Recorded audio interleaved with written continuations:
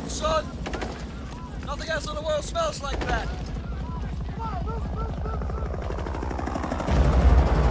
I love the smell of napalm in the morning.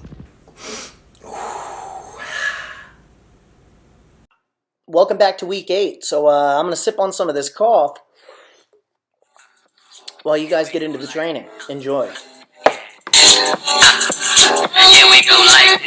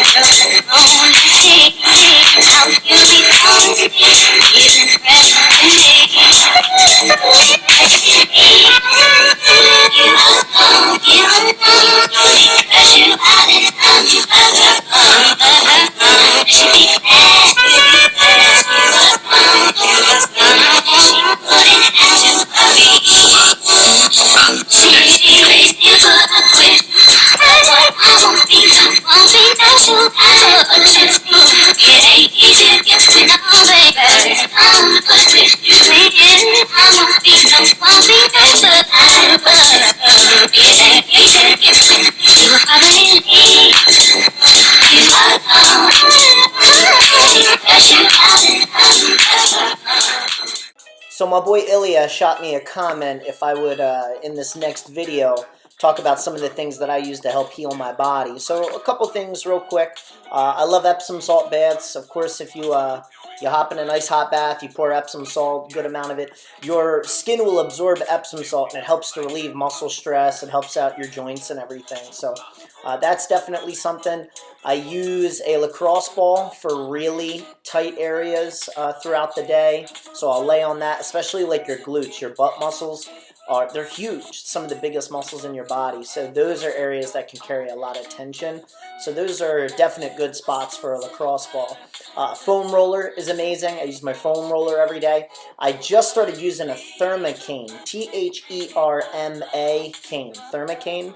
And it's a cane-looking device that's got all these knobs and stuff that come off of it. And then so you can literally do tension release or like trigger release in your different muscles, and you can literally do it on yourself. So I highly recommend those. Of course, I also go and see a chiropractor, and I get massages as often as I can. I was going once a week for a little while. I kind of got to get back on top of that. But you got to take care of your body, especially if you're doing stuff as rigorous as me. You know, I'm out there, I'm dancing 2 to 3 times a week. I'm spending multiple hours conditioning. I'm teaching martial arts. You know, there's a lot going on. So you got to make sure you take care of your body the right way, or it's going to start to degenerate. So there's some ideas. There's some things that I like to use. Not thinking about, oh man, how hard is this going to be? But start thinking about, what if this was simple? What if this was easy? So here's what I did. Lucas said to me, he's like, yo, our art, Tong Sudo, I counted. In order to get a black belt, you basically have to learn 160 techniques. I've never done that counting, so I can't say that that's absolutely true. But, you know, just to throw it around in my head, I mean, it makes sense. Between stances and all the different hand techniques and feet techniques and kicks, 160 techniques. But when I broke it down and I analyzed those techniques, there's 4 categories of techniques. That's it. All techniques are in 4 categories: blocking, hand strikes, kicking, and stances. Okay, now we break those categories down into subcategories. Those 4 categories, guess what they turn into? 11 categories. Our art is simple. If you simply can understand the principle for each of those 11 categories, you understand all the techniques that go into each of those categories. 160 techniques? 500 techniques? I don't really give a beep. So this is one of those things that people tend to do is they create this big dragon behind themselves of thoughts and ideas and fears and doubts and worries that hinders them from doing things. You really need to start to create the mindset, what if it was simple? Not why is it so hard?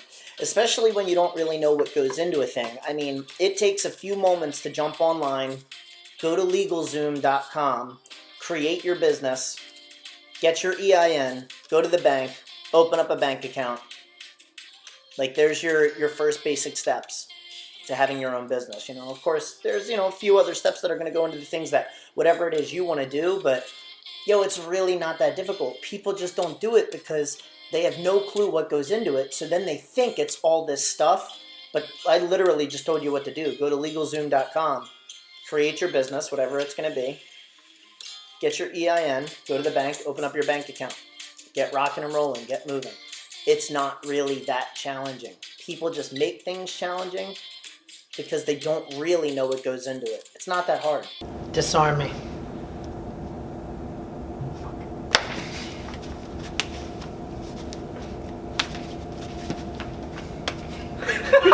Yeah, we're going to see John Wick 2, baby!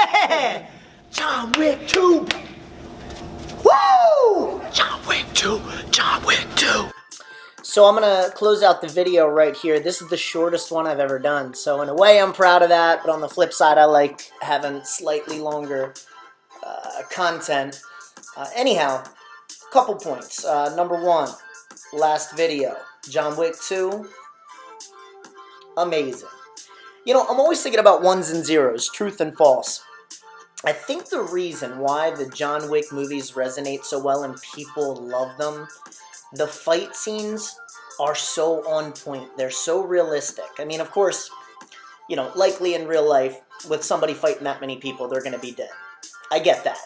But the way they do the fight scenes, the fact that he has to reload every time the exact amount of rounds for that particular weapon are expended, I think that just resonates as real, and that's why people love the movie. So the new John Wick movie, absolutely awesome. Final point I want to leave you with, keep it simple, stupid. The KISS method. I've really been working hard, just like I talked about earlier in this video, on simplifying things. In our world, we make things so difficult. And I'm not saying that everything can be simplified. I'm not saying everything is easy. However, and it's super positive to start to think, what if it was simple? And sometimes you can break things down a lot more easily if you break it down in a way of by thinking, man, what if this was simple? What if this was easy to do? And it might just make you think about it from a completely different light, so that way it is possible. It's not impossible. It's not that challenging. And I think I found a good way to go about our art of Tang Soo Do from at least white belt to black belt. How to simplify it, have some base principles. Now think about this. If you know a technique, that doesn't mean you know a principle. But if you know a principle, you can know 1,000 techniques because the principle governs the techniques, all right? So think about your principles. Think about what the overall is. That might lead to 1,000 things that you understand rather than just understanding one little part of something, right? So I hope that leaves you with some good words, some thoughts that are going on in my head right now, and I'm just going to continue to work to simplify as many things as possible. So yeah, I'm going to leave you guys with that. Week 8 is done. It's been 2 solid months now. Thank you guys all for watching. Peace.